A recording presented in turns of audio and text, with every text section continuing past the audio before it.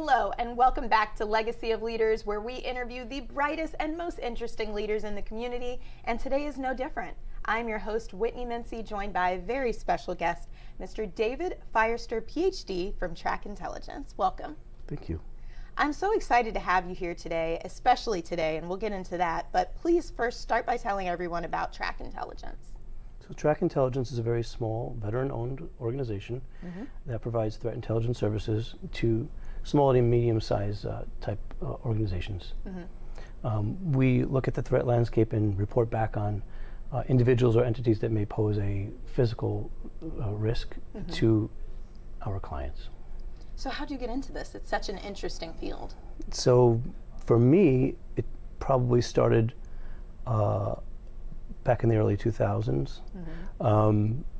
I ended up joining the U.S. Army. I did intelligence work, and I've always enjoyed intelligence work. Even before in undergrad, I was really interested in that, and I wrote a master's thesis on intelligence failures, and later on doctoral dissertation related to terrorism and threats.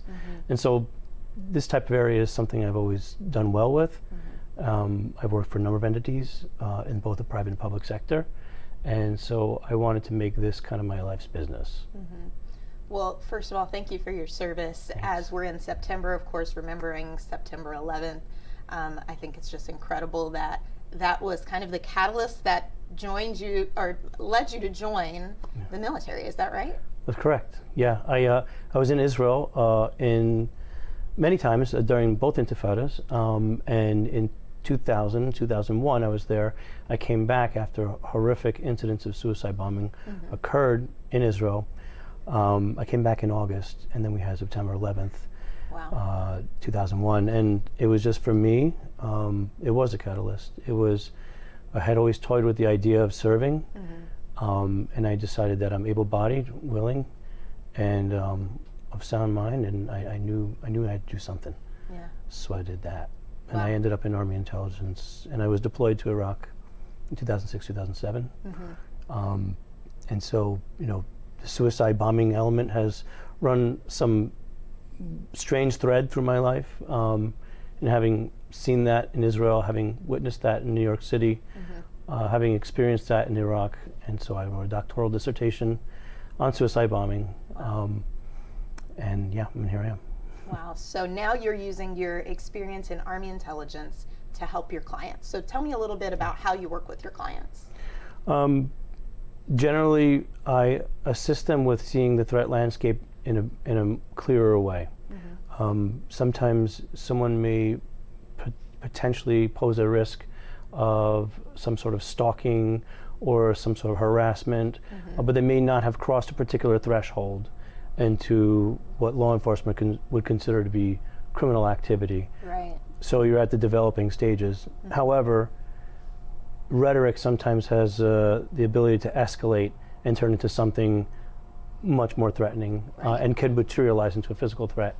I try to catch that before it happens and inform the client as to what particular individuals are doing in other spaces in the open source, so that they can get a better understanding of whether or not they should be going to law enforcement.